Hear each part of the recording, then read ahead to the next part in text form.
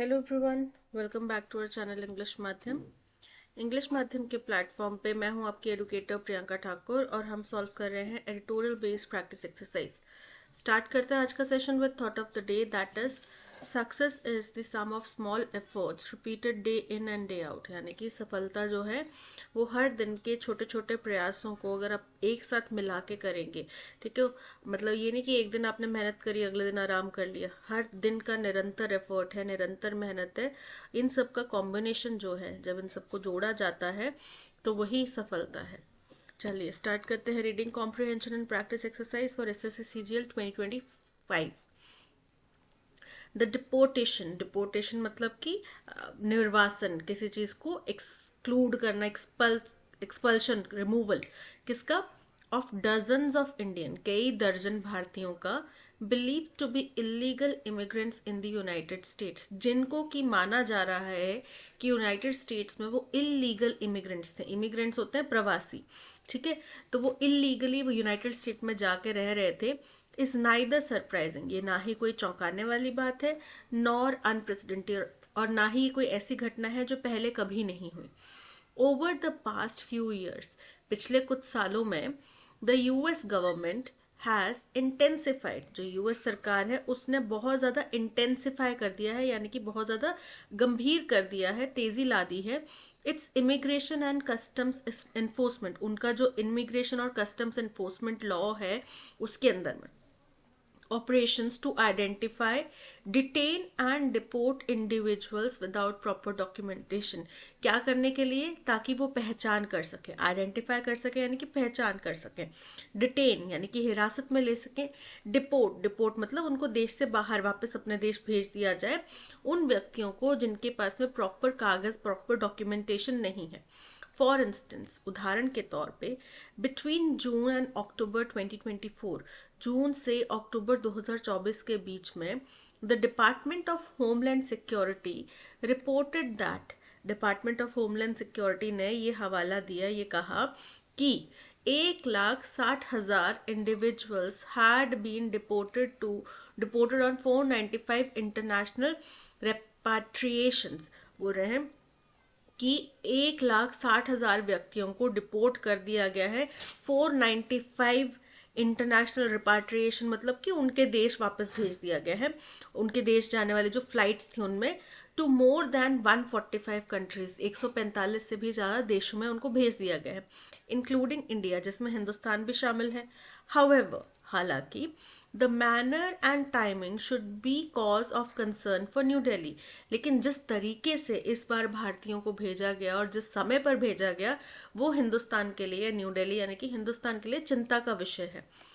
To begin with, अगर शुरुआत करें, सबसे पहली बात जो है, These deportations coincide with a major crackdown by ICE। तो ये जो डिपोर्टेशन है ये उस कोइंसाइड करना मतलब किसी के साथ में मेल खाना, किसी के जिस टाइम पे वो घटना हुई है उसी टाइम पे ये घटना हुई है। अब क्या है, किसके साथ कोइंसाइड कर रहा है? एक मेजर क्रैकडाउन, क्रैकडाउन मतलब कार्रवाई की गई है आईसीई के द्वारा, spurred by Donald Trump swearing in, जो कि स्पर यानी कि प्रेरित की गई थी, प्रेरित हुई थी डोनाल्ड ट्रंप जब स्वेयर इन करे यूएस के प्रेसिडेंट के तौर पे जनवरी में, उसके बाद की ये कार्रवाई है। He has made illegal immigration has his number one priority। उन्होंने illegal immigration को अपनी पहली प्राथमिकता बनाया है। India, which has one of the largest populations of illegal immigrants in the US, Hindustan जिसके पास में सबसे बड़ी संख्या है, कि मतलब हिंदुस्तान के जो नागरिक हैं वो सबसे ज़्यादा तौर पे, सबसे बड़ी संख्या में इलीगल इमिग्रेंट्स के तौर पे रह रहे हैं यूएस में, estimated at 7,25,000 अनडॉक्यूमेंटेड इंडिविजुअल, यानी कि इसमें कितने हैं? 7,25,000 अनडॉक्यूमेंटेड लोग वहां पे हैं। will need to prepare for a significant increase in the number of returning migrants। तो अब ये क्या करेगा, हमें प्रिपेयर करना पड़ेगा कि यहाँ पे जो नंबर ऑफ रिटर्निंग माइग्रेंट्स हैं उनकी संख्या बढ़ने वाली है, तो हमें भी अपनी तैयारी जो है उस हिसाब से करनी चाहिए। सेकेंड, दूसरी बात, फॉर द फर्स्ट टाइम, पहली दफा, The use of military flights signals that the US does not intend to be challenged. तो पहली दफ़ा ये जो इमिग्रेंट्स हैं इनको भेजने के लिए मिलिट्री फ्लाइट्स का, मिलिट्री विमानों का इस्तेमाल किया जा रहा है, जो कि ये संकेत है, ये इशारा है, सिग्नल्स यानी कि इशारा है कि यूएस इस मंशा में नहीं है कि कोई भी उनको चैलेंज करे. उनका इस वक्त पूरा स्पष्ट है कि हम इस चीज़ में पीछे नहीं हटेंगे. This move drew protests from Colombian President Gustavo Petro. अब ये जो उनका कदम था, इसने प्रोटेस्ट यानी कि विद्रोह जाहिर करवाया. कहाँ से? कोलंबिया के प्रेसिडेंट हैं गुस्तावो पेट्रो, उनकी तरफ से.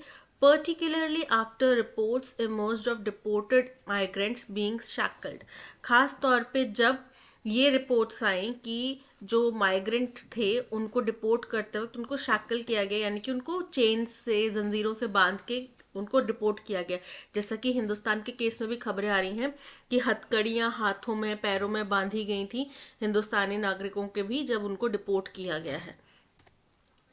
The US Embassy in Delhi has also made it clear that this deportation is part of a broader initiative to tighten immigration laws and enforcement. तो US Embassy जो दिल्ली में है, उन्होंने ये बात स्पष्ट कर दी है, made it clear मतलब कि स्पष्ट करना, that this कि ये जो deportation है ये एक पार्ट है, broader initiative, बड़ा जो initiative है, बड़ा जो तैयारी है, कदम है, वो क्या है कि इमिग्रेशन लॉज और इन्फोर्समेंट को, उनके पालन को और ज़्यादा सख्ती से किया जाए, उसका ये एक पहलू है. री इन्फोर्सिंग द मैसेज, और साथ ही साथ वो इस मैसेज को दोबारा मजबूत करते हैं that illegal migration is not worth the risk, कि गैर कानूनी रूप से यूएस जाना अब इतना बड़ा ऐसी चीज़ नहीं है कि जिसके लिए आप रिस्क उठा सकें. आपको इसके लिए रिस्क नहीं उठाना चाहिए, गैर कानूनी रूप से आपको नहीं जाना चाहिए. फर्दर द टाइमिंग, इसके आगे जो टाइमिंग है, just ahead of prime minister Narendra Modi's US visit, just US visit जाने वाले हैं पीएम मोदी, उनसे जस्ट पहले इनको विदेशी वापस अपने देश भेज दिया गया है इलीगल इमिग्रेंट्स को. इसकी जो टाइमिंग है suggest that diplomatic efforts alone में नॉट बी इनफ, कि केवल डिप्लोमेटिक स्तर पे, कूटनीतिक स्तर पे अगर आप प्रयास करेंगे तो वो पर्याप्त नहीं होंगे टू डेटर मतलब रोकना, किसको? ट्रंप सरकार को रोकने से, फ्रॉम परस्यूइंग मतलब कि किसी चीज़ को हासिल करने के लिए, अचीव करने के लिए, उसका पीछा करने के लिए, सच मेजर्स यानी कि उनको ऐसे कदम उठाने से रोकने के लिए केवल कूटनीतिक बातचीत काफ़ी नहीं होगी. This has the potential to become a bilateral flashpoint in India-US relations. तो ये जो कदम है, इसमें ये संभावना है कि ये हिंदुस्तान और यूएस के बीच के जो डिप्लोमेटिक रिश्ते हैं, द्विपक्षीय रिश्ते हैं, उनके लिए ये एक क्राइसिस का, एक संवेदनशील मसला बन सकता है, पॉइंट बन सकता है, ऐसा पॉइंट बन सकता है जिसके ऊपर कंटेंशन खड़ा हो जाए. एक्सेप्टिंग इट्स सिटीजन्स, अपने नागरिकों को एक्सेप्ट करना, प्रोवाइडेड दे आर वेरीफाइबली इंडियन, बशर्ते वो वेरीफाई हो जाए कि वो हिंदुस्तानी हैं, and have entered other countries illegally, और ये प्रूफ हो जाए कि उन्होंने दूसरे देश में इलीगली कदम रखा है, is undoubtedly the Indian governments responsibility, ये बिना किसी संदेह हिंदुस्तान सरकार की जिम्मेदारी है. हाउएवर, हालांकि stricter controls must be enforced to prevent Indians from embarking on perilous journeys, हालांकि स्ट्रिक्टर और ज़्यादा कठोर कंट्रोल लगाने पड़ेंगे, टू इन्फोर्स मतलब लागू करने पड़ेंगे, ताकि प्रिवेंट किया जाए, रोका जाए हिंदुस्तानियों को एम्बार्क करना यानी कि शुरू करना ऐसी पेरिलियस मतलब खतरनाक जर्नी की शुरुआत करने से, टू क्रॉस इनटू यूएस, ताकि वो यूएस को, बॉर्डर्स को क्रॉस करें via Mexico and Canada, Mexico और कनाडा के जरिए से. The government must ensure that young people in states, तो सरकार को ये सुनिश्चित करना चाहिए कि जो युवा लोग हैं स्टेट्स में विद हाई डिपोर्टेशन रेट्स, जिनके डिपोर्टेशन रेट्स हाई हैं, यानी कि जैसे जहाँ के ज़्यादा लोग कहाँ से जाते हैं, पंजाब, हरियाणा, गुजरात है ना, यहाँ से जाते हैं, तो जिनके ज़्यादा डिपोर्ट किया जाता है, यानी कि ये लोग ज़्यादा इलीगली जाते हैं, understand that working illegally abroad is not a guaranteed path to success. तो इन लोगों को भी ये चीज़ प्रेरित की जाए, समझाया जाए कि अगर आप गैर कानूनी रूप से अब्रॉड में काम करेंगे तो उससे आपको सफलता मिल जाएगी, इस चीज़ की कोई गारंटी नहीं है और उल्टा मुजरिम और बन जाओगे. Educational campaigns should highlight the dangers associated with illegal immigration. तो जो भी हमारे एजुकेशनल कैंपेन्स होते हैं उसमें इस बात पे जोर दिया जाना चाहिए कि अगर आप इलीगली दूसरे देशों की तरफ जाते हैं, दूसरे देशों में जाते हैं, तो उससे जुड़े हुए खतरे कितने बड़े हैं. इम्पॉर्टेंटली, सबसे ज़्यादा इम्पॉर्टेंट क्या है, the root cause must not be ignored. तो इसका जो मूल आधार है, इसकी जो जड़ है, उसको इग्नोर नहीं करना चाहिए. क्यों लोग जा रहे हैं दूसरे देशों में? क्योंकि सफलता के चांसेस हैं, उनको अपॉर्चुनिटीज़ मिल रही हैं, अपॉर्चुनिटीज़ की तलाश में जा रहे हैं, अपने देश में नहीं मिल रही अपॉर्चुनिटीज़, इसलिए जा रहे हैं. तो उसे हमें नज़रअंदाज नहीं करना चाहिए. The central and state governments must address the underlying economic distress. तो जो केंद्र सरकार और स्टेट सरकारें हैं उनको एड्रेस करना पड़ेगा, उनको निपटना पड़ेगा जो इसका मुख्य अंडरलाइंग यानी कि इसका मूलभूत जो इकोनॉमिक डिस्ट्रेस है, उसको, इकोनॉमिक संकट है, उसको समझना पड़ेगा. Deepening agricultural crisis.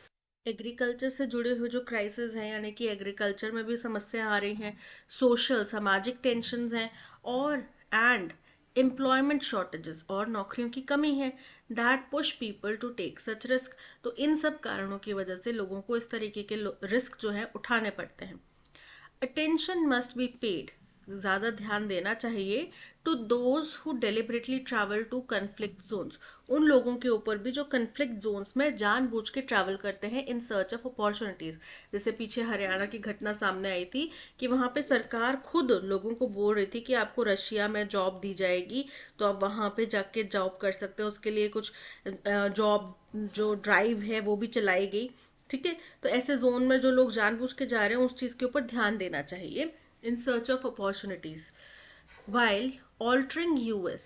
जब यूएस में बदलाव हो रहे हैं इमिग्रेशन पॉलिसीज में, मे बी डिफिकल्ट. तो यूएस में जो बदलाव करना इमिग्रेशन पॉलिसीज को लेके डिफिकल्ट है, समस्या भरा है, वो हम नहीं कर सकते. The Indian government must address the reasons behind this large scale migration. तो हिंदुस्तान सरकार को जो इतने बड़े पैमाने पे युवा लोग हिंदुस्तान छोड़ के दूसरे देशों में जा रहे हैं, उसके पीछे के कारण को समझना पड़ेगा और उससे निपटना पड़ेगा विद एम्पथी एंड अर्जेंसी. उसमें उनको एम्पथी डालनी है, सहानुभूति भी डालनी है, उनकी समझ भी डालनी है, फील करके डालना है, मतलब इमोशंस होने चाहिए उसमें, और साथ साथ में कि ये बहुत अर्जेंट मैटर है. ये नहीं कि बाद में देख लेंगे, इस वक्त चुनाव होने दो, बाद में देख लेंगे, ये चीज़ नहीं होनी चाहिए. ठीक है, अब चलते हैं क्वेश्चन नंबर 1 की तरफ. Which of the following is a key reason why the US has intensified its deportation efforts? तो उन्होंने क्यों इतना गंभीर, इतना सीरियस कर दिया है इन डिपोटेशन के प्रयासों को?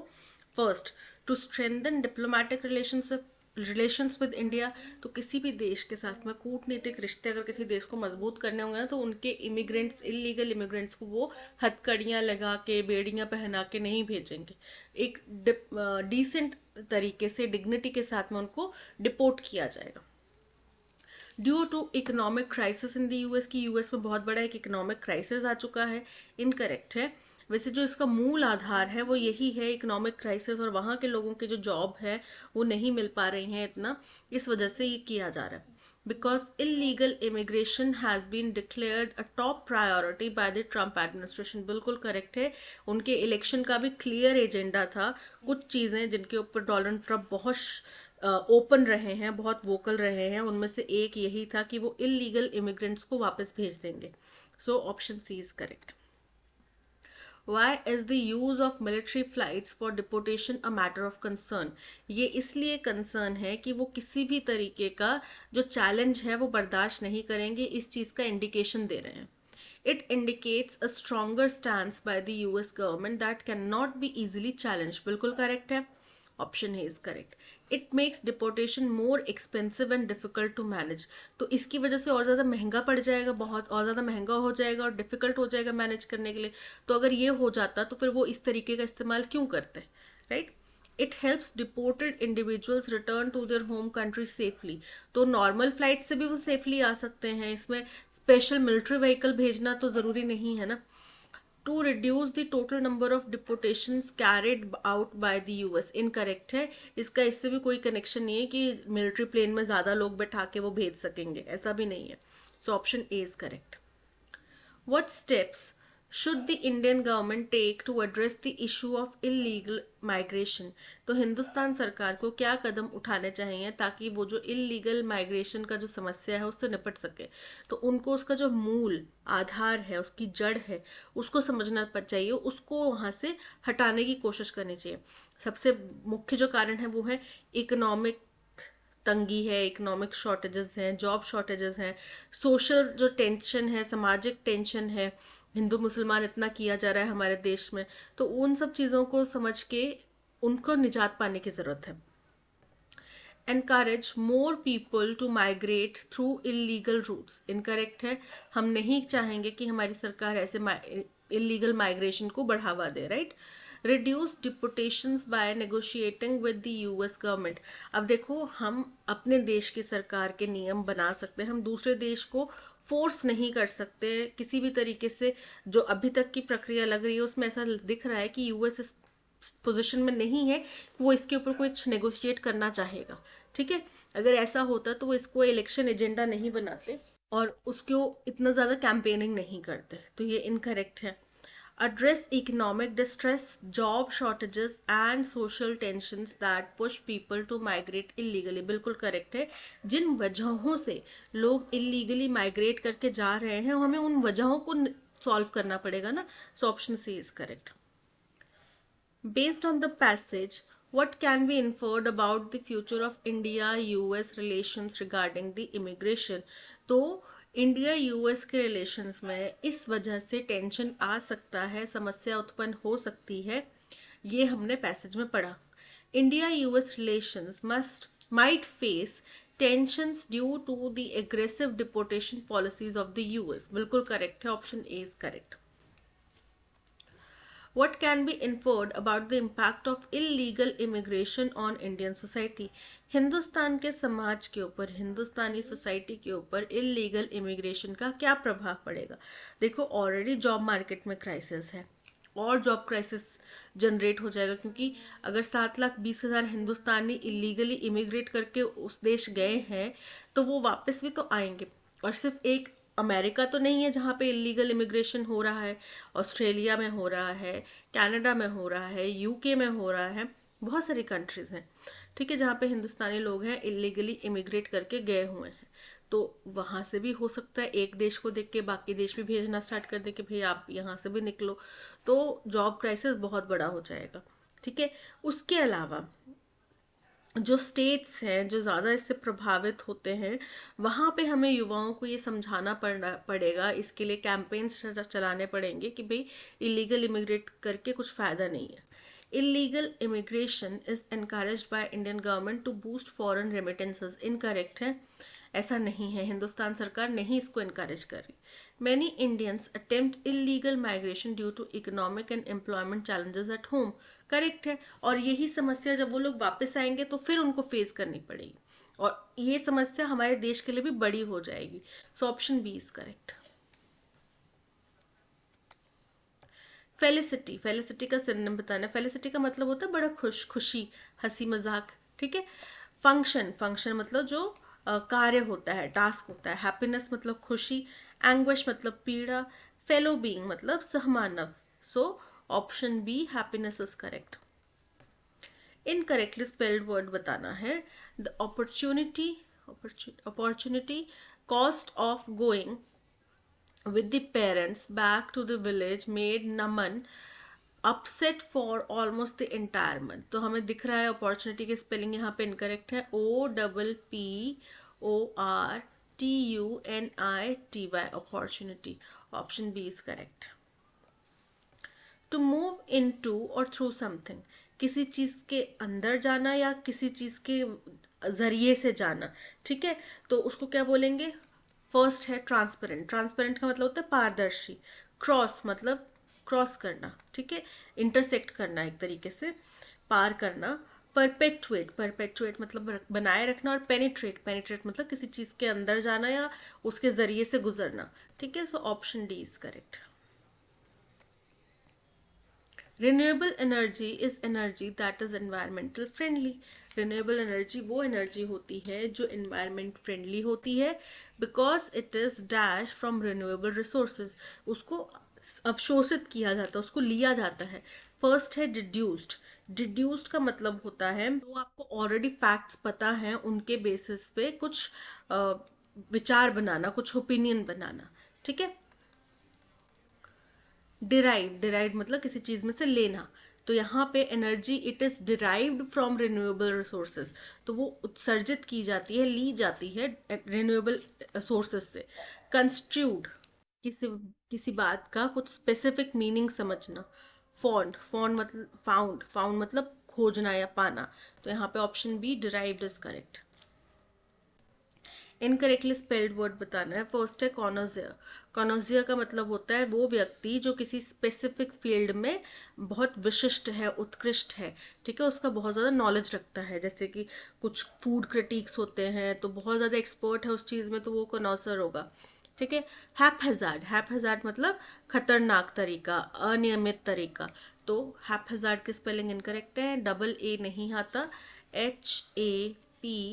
HAPHAZARD, हैपहैज़ार्ड।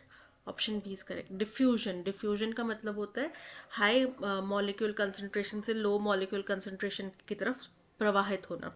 अप्रोप्रिएट मतलब वाजिब। तो option B is correct. Antonym बताना है बोल्ड का। बोल्ड मतलब होता है एकदम कॉन्फिडेंट, बिना डरे, निडर। ठीक है। गैलेंट, गैलेंट मतलब बहादुर। हेरोइक, हेरोइक मतलब अगेन वीर बहादुर। टिमिड, टिमिड मतलब डरपोक। और वेलियंट, वेलियंट मतलब भी बहादुर। तो option C timid is the antonym for bold. All Greek to me, मैं अगर आपके सामने, जिन लोगों को नहीं आती उनके सामने अगर रशियन में बोलने लग जाऊं तो मतलब आपकी समझ से परे है। यानी कि मेरे सामने अगर कोई ग्रीक लैंग्वेज में बोलेगा तो मेरी समझ से परे है। तो all Greek to me means जो मुझे समझ में नहीं आ रहा। Something that is harmful to all, जो नुकसानदायक है सबके लिए, इनकरेक्ट है। Something that is not understandable, option B is correct. Troublesome, परेशान करने वाला। ठीक है, या परेशानी देने वाला। एंटोनिम क्या हो गया? फर्स्ट है सोलफुल, सोलफुल मतलब जो बहुत फीलिंग्स वाला है, बहुत गहरा मतलब रखता है, फीलिंग रखता है। क्यूरियस, जिज्ञासु। प्लानलेस यानी कि कोई योजना नहीं है। ओबीडियंट, आज्ञाकारी। तो ट्रबलसम कोई बच्चा है जो बहुत शैतान है, जो बिल्कुल बात नहीं मान रहा, और उसका विपरीत क्या हो गया? बहुत आज्ञाकारी। So option D is correct. The reasons or intentions that cause a particular set of belief or action. First है motive.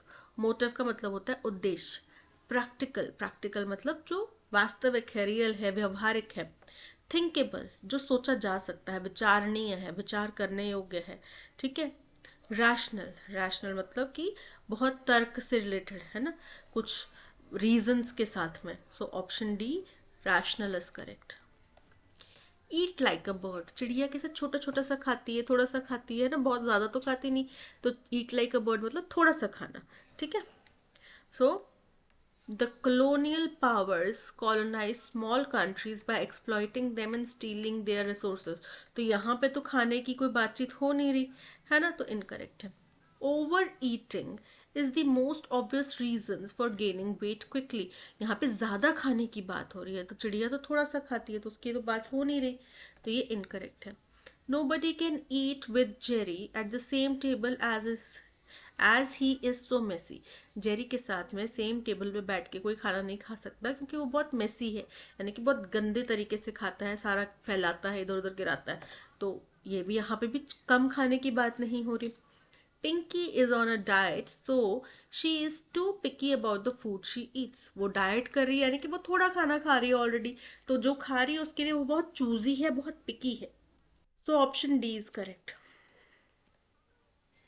The internet has dash reshaped the way information is accessed. यानी कि इंटरनेट ने reshape कर दिया है, बदल दिया है जिस तरीके से हम इंफॉर्मेशन को एक्सेस करते हैं, यानी कि इंफॉर्मेशन हासिल करते हैं, एंड शेयर, और उसको शेयर करते हैं। With a vast array of websites अब जब एरे मतलब पूरी श्रृंखला सीरीज की बहुत सारी वेबसाइट्स हैं, social media platforms and social media platforms, individuals can, तो व्यक्ति क्या कर सकता है, can dash connect with others globally, तो वो कैन कनेक्ट कर सकता है दुनिया भर में किसी भी व्यक्ति के साथ में।